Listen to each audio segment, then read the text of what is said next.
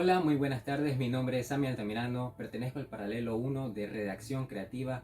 El día de hoy, siendo 9 de julio, me dispongo a hacer la crítica del cuento Los chantajistas no matan de Raymond Chandler. Para comenzar, quisiera nombrar algunos datos biográficos sobre Raymond Thornton Chandler, quien es un novelista y poeta estadounidense que nació el 22 de julio de 1888. Él es un novelista especializado en la novela negra y la novela policíaca. Cuando era joven sufrió el divorcio de sus padres y por tal motivo fue llevado a Inglaterra, Londres, para tener estudios y formación literaria. De ahí que Chandler estudió a escritores clásicos y modernos en el Dulwich College de Londres en 1900 hasta 1905. El cuento Los chantajistas no matan es un cuento del género negro. Tiene como premisa a los detectives astutos y con suerte nunca los implican en la muerte de nadie. Ahora bien, voy a proceder a explicar sobre los personajes, las características que tienen cada uno de los personajes principales y secundarios de este cuento, a qué arquetipos corresponde cada uno. Y pues voy a comenzar con Mallory, que es nuestro detective, la figura principal del cuento. Mallory encaja perfecto con el arquetipo del antihéroe. Es un hombre pálido, alto, con ojos grises y un poco separados, con nariz fina y mandíbula rocosa. Es un hombre bastante meticuloso y ambicioso, que evita en la medida de lo posible usar la fuerza bruta. Rhonda Farr. Rhonda Farr es el arquetipo de la doncella que es rescatada, que es secuestrada primero en una primera instancia y luego rescatada. Es una mujer morena, alta, esbelta, con ojos azules, que se presenta durante el primer acto con un vestido negro. Ella es una actriz de Hollywood exuberante. Luego tenemos a Erno. Erno es el guardaespaldas de Rhonda Farr y es un villano insistente. Es un sujeto bajo, pero de buena complexión física. Tiene un tono de piel moreno, posee bigote negro y cejas bien pobladas. Tiene un carácter irritable y es bastante rencoroso. Con todas estas características le convierte en una molestia para Mallory durante la historia. McDonald es uno de los policías corruptos con una forma física bastante corpulenta, de cejas alborotadas y nariz ganchuda, que porta un sombrero de fieltro arrugado y un abrigo sin planchar que le queda por encima de la panza. Jim Ralston. Este es el segundo de nuestros policías corruptos y encaja perfecto con el arquetipo del henchman de McDonald. Este personaje en primera instancia solo se limita a seguir instrucciones de McDonald. Andy es un personaje secundario que se lo nombra en la habitación de interrogatorio a Mallory y una o dos secuencias más adelante. Los rasgos físicos que posee él es que es un sujeto pelirrojo con cejas oscuras, tiene la cara blanca, pálida, como de muerto, y ojos oscuros hundidos. Costello es el segundo de los hombres que se lo nombra en la habitación de interrogatorio a Mallory. Él se encontraba sentado en la mesa octogonal y las descripciones que tenemos de él es que tiene una nariz ganchuda, absurda, como de forma casi de patata. No tenía cejas y su pelo era de color de una lata de sardinas con amplia sonrisa. Atkinson es un abogado importante de las celebridades en Hollywood. Suele ir vestido de etiqueta, está regordete y posee el pelo blanco bien abundante, con una cara sonrosada y un gesto astuto. Lastimosamente el gesto astuto no le ayuda mucho porque yo diría que más bien encaja con el arquetipo del bobo. Landry es un sujeto alto, pálido, con dentadura blanca brillante, posee movimientos suaves y calculados al andar, es un villano malicioso que busca engañar y confundir. Mardon es un gángster con su propio bar, es un sujeto ambicioso que no lo demuestra mucho y más bien sería capaz de eliminar a las personas que le interfieran pagándoles o asesinándolas. Es un hombre moreno que usa smoking, tiene el rostro arrugado y el pelo blanco como si fueran lana de acero. Henry Anson. Henry Anson es un personaje joven, rubio, secuaz de Mardon, que es callado y que pretende ser intimidador con su presencia física y con el uso de armas. Pero en el interior yo diría que es un sujeto sensible, miedoso e incluso algo cobarde. Y para finalizar con la descripción de nuestros personajes tenemos a Cathcart. El Capitán Cathcart lo podemos encasillar con el personaje, con el arquetipo de el sabio. Realmente es un hombre bastante despreocupado. No es malo, pero busca el bienestar de Mallory. Este es un sujeto irlandés de gran altura, radicado en Estados Unidos. Es muy sudoroso y tiene muchas verrugas en sus manos. Posee una sonrisa indiscreta y lleva bigote blanco por las canas. La sinopsis corta de este cuento yo la resumiría de la siguiente manera. Hay un detective que es envuelto en una trama de chantajes entre una mujer y la persona la cual le gustaba. El detective es secuestrado por unos policías corruptos. Luego, durante la investigación, 4 de estos integrantes que estaban investigando terminan asesinados. Finalmente, el detective, cuando intenta cobrar por su trabajo con uno de los gángsters que era aliado de uno de estos integrantes, el gángster es asesinado por error. Ahora bien, voy a explicar de manera desglosada la sinopsis larga de este cuento. El primer acto sucede en el Club Bolívar mientras Mallory, nuestro detective, intenta vender y chantajear a Rhonda Farr por unas cartas de amor. A ella y su guardaespaldas Erno no le gusta. Y mientras sucede una serie de provocaciones entre Mallory y Erno, Mallory termina golpeando a Erno, lo cual termina en una disputa entre ellos dos dentro del bar Bolívar. El punto es giro 1. Esto está marcado por el secuestro de Mallory por parte de los detectives corruptos McDonald y Jim Ralston, quienes lo llevan a un complejo de habitaciones y departamentos para sacarle información. El acto 2. El interrogatorio de Mallory transcurre para sacarle información sobre quién lo había contratado para extorsionar a la Farr. Y por ayuda de Costello, es capaz de derribar a Jim Ralston, a Andy y confrontar a McDonald. Finalmente, se entera que ellos han secuestrado a Rhonda Farr y cree que la mente detrás de todo es el abogado Atkinson. Punto de giro 2. Landry, McDonald y Mallory salen a buscar a la Farr a una chabola donde sí la terminan encontrando inconsciente y drogada. Pero McDonald y Andy son asesinados por Mallory. Después, en el piso 7 de un edificio, se confrontan Mallory, Erno, Landry y Costello, donde muere Erno y Landry. El acto 3 transcurre mientras Mallory visita a Mardon, el socio de Landry, y le pide el dinero que este último no le puede pagar. Más adelante, un sujeto entra con escopeta a la habitación donde estaban reunidos Mallory y Mardon y por accidente lo asesina a Mardon. Al final, el capitán Cathcart lo libera a Mallory de salir implicado en todos los asesinatos y se queda un tiempo en Los Ángeles con otros trabajos. Bien, ahora yo quisiera narrar un poco los diálogos que me parecen mis preferidos del cuento Los chantajistas no matan. Y luego los voy a proceder a explicar por qué son mis favoritos o por qué me llaman la atención estos diálogos. Voy a comenzar con el primero. Vamos a tratar de imitar a los personajes. Rhonda Farr. Este es Erno, mi guardaespaldas. Cuida de mí. Qué bonito, ¿verdad? Hola, nene.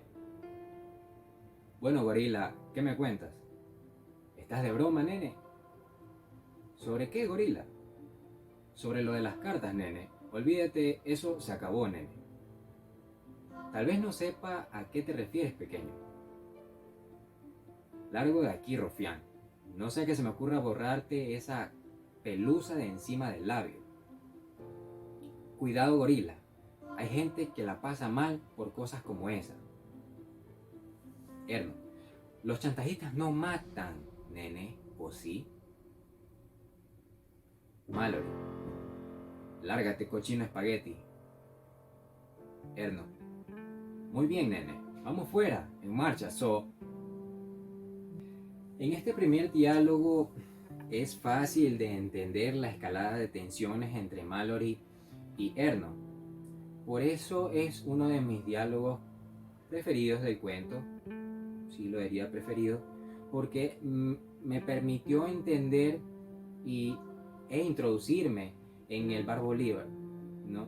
Me sentí, al leerlo, sentí como si estuviera, como si yo fuera uno de los espectadores o si estuviera escuchando a la distancia a Erno y a Mallory discutir. Entonces, por ese motivo, porque es un diálogo que es muy natural, que sucedería en la vida real, y es una escalada de tensiones, un ejemplo de escalada de tensiones entre una persona y otra discutiendo. El segundo diálogo que escogí es cuando está dirigiéndose a investigar dónde está secuestrada Rhonda Farr. Entonces este diálogo es entre Mallory, Costello, principalmente Mallory y Costello. Aparece un conductor al final, pero un diálogo corto, breve y con poca importancia. Mallory, dame unos 10 minutos, luego subes, yo me ocupo de las puertas. Son las cosas del juego. Costello, no me encontraba nada bien. Yo respiro por la boca. ¿Qué hay de nuevo? Varias cosas. Rhonda Farr está en casa. A McDonald y a Sleepy Morgan le pegaron un tiro. Pero eso no es importante. Ando tras unas cartas que intentaste endosarle a Rhonda Farr. Yo no tengo las cartas. Saca las cartas ahora mismo. Yo no las tengo. Es lamentable lo poco que los ampones sabéis de vuestros negocios. Estoy cansado, Costello. No tengo ganas de discutir. ¿Qué tal si te pongo esas napias al revés con el cañón de la pistola? Tengo una caja fuerte en la pared. Voy a abrirla. Mallory, quédate donde estás, Costello. Nunca aprenderás, Costello? Aparece Erno en la escena. Más arriba, nene. Muchacho, más arriba, nene. Me parece que vas a llevarle lo tuyo aquí mismo, traidor. Te han vendido, idiota, pero no fui yo. Erno, te apuesto uno de los grandes a que tú besas primero el suelo. Mira que tienes suerte, muchacho. Luego sucede Mallory termina huyendo de la escena. Arranca rápido y no entres en el bulevar. Los polis estarán aquí en 5 minutos. El conductor hace la pregunta. ¿Dónde está Landry? ¿Dónde está Landry? He oído tiros. Mallory, muévete, pequeño. Landry está cargado de plomo. Lo han dejado seco. Pero no fue cosa de mi pistola. Huele el amigo. Nadie la ha disparado.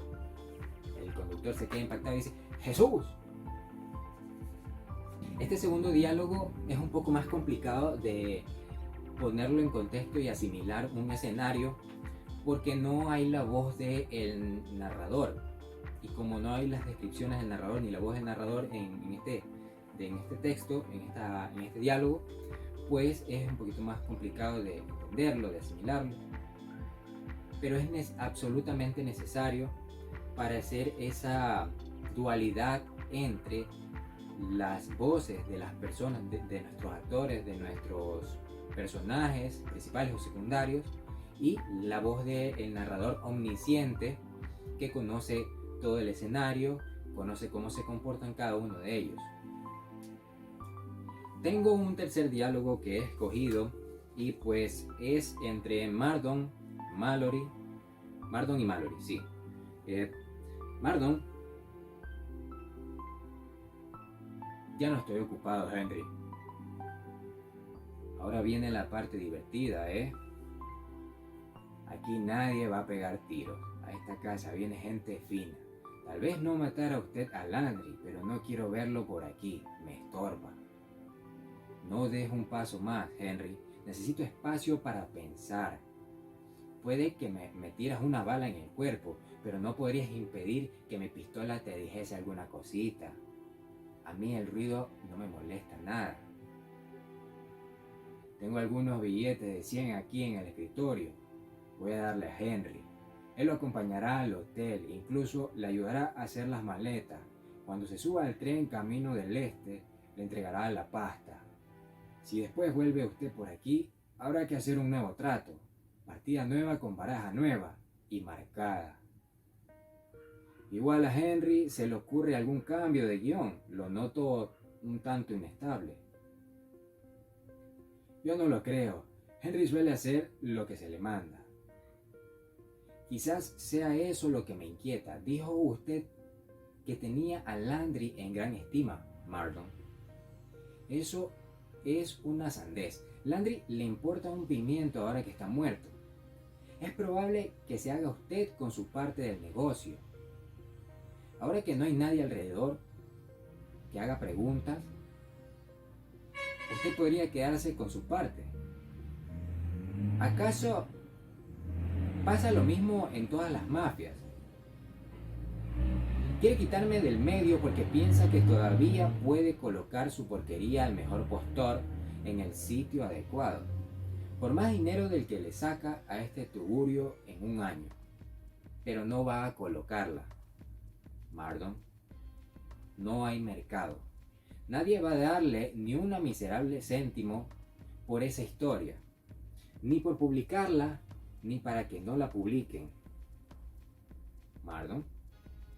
Muy bien, supercerebro, ¿por qué no? En este juego, yo soy el primo. Usted es el chico listo. La primera vez le conté la historia verdadera. Y tengo la corazonada de que Landry no estaba solo en ese plan tan apetitoso. Usted también estaba metido hasta el cuello. Pero se las arregló para salirse y dejó que Landry anduviera por ahí con las cartas encima. Ahora la chica puede hablar, no gran cosa realmente, pero lo suficiente para conseguir el apoyo de una organización que no piensa dejar que un jugador de 3 al 4 le estropee una reputación que vale $1 millón. Si su dinero le dice otra cosa, le van a dar un susto tal que tendrá que buscar los colmillos entre los calcetines. Va a encontrarse ante la tapadera más deliciosa que Hollywood puede organizar. Bien, este tercer diálogo es uno de mis favoritos también por cómo Mallory, a pesar de haber tenido una noche larga, a pesar de haber rodado por la ciudad de arriba hacia abajo, del norte al sur, pues realmente tiene una actitud un poco sarcástica todavía. Se consigue mantener mentalmente estable para negociar con Mardon, y a pesar de que tiene una bala en el brazo, pues se mantiene con los ánimos todavía burlescos frente a Mardon y sarcástico frente a Mardon y Henry, que es el ayudante de Mardon. Por eso este es uno de los diálogos que me gustó y lo quería comentar un poquito. Yo quisiera seguir comentando sobre el lenguaje narrativo que tiene este cuento. Este cuento pues tiene una estructura externa marcada por 10 secuencias. Hablamos de estructura externa por cómo está conformado el cuento. Puede ser por capítulos, por prefacios, por versículos. Bueno, realmente eso pertenece a un poema, pero esa es la estructura, la estructura externa del cuento, de la narrativa. Este en particular tiene secuencias del 1 al 10 y por decisión del autor. Y este mismo autor se ha encargado de que mientras sucedan las conversaciones de los personajes, se vaya describiendo el escenario, y debido a que sucede todo de manera lineal, es sencillo de comprender que el marco, el macroescenario del cuento transcurre todo en la ciudad de Los Ángeles. No hay un salto entre ciudades, pero sí se nombra al final del cuento otra ciudad de Estados Unidos, porque de ahí es donde parece ser que procede Mallory. Entonces, pero en general, en suma, el cuento transcurre en la ciudad de Los Ángeles. Los chantajistas no matan tiene una voz narrativa heterodiegética. Eso significa que su narrador cuenta la historia desde el exterior generalmente, en tercera persona. El narrador omnisciente, en este caso, conoce todo acerca de los personajes, sus sentimientos, sus emociones, los escenarios, cómo se comportan, hacia dónde se dirigen. Lo conoce absolutamente todo este tipo de narrador omnisciente. A lo largo del cuento de Chandler se puede detectar un estilo un poco seco, con toques de ironía y cinismo, con la denuncia social de por medio. Una denuncia sobre las ambiciones que ha generado la sociedad capitalista, donde prima la lucha por el poder y el dinero, tal como se muestra en el ejemplo 3 que voy a mencionar. Jim y tú iros a casa, Mac, repitió Costello con la misma voz inexpresiva de antes. MacDonald agachó la cabeza y se quedó mirándolo fijamente desde el poblado borde de sus cejas. Tenía la cara brillante de sudor. No se había quitado aquel abrigo viejo y desgastado. Costello ni siquiera volvió a la cabeza. Al cabo de un momento, MacDonald se lanzó de nuevo hacia la repisa. Apartó un codazo al poli del pelo gris y agarró la botella cuadrada de whisky. Llama a tu jefe, Costello, tronó mirando hacia atrás. Tú no tienes cerebro para este asunto. Por todos los diablos, haz algo aparte de hablar. Se volvió ligeramente hacia Jim, le dio una buena palmada en la espalda y le dijo, burlón, ¿no querías una copita más, polizonte? Entonces, aquí en este diálogo se puede percibir la voz del narrador omnisciente. Porque esto que dice aquí, MacDonald agachó la cabeza y se quedó mirándolo fijamente. Esto no es uno de los personajes diciéndole a otro, sino que definitivamente es un ente superior hablando sobre la narrativa. Ahora, ¿cómo es que Chandler se encargó que el narrador omnisciente mostrara o exhibiera el macroescenario del cuento? Yo lo puedo describir mediante varias líneas de diálogo que encontré en el texto. Pues tengo una en que nombra Atkinson es un abogado importante de Hollywood. Hollywood, la palabra Hollywood ya nos da una descripción que nos podría situar en un lugar. Estamos hablando de Estados Unidos.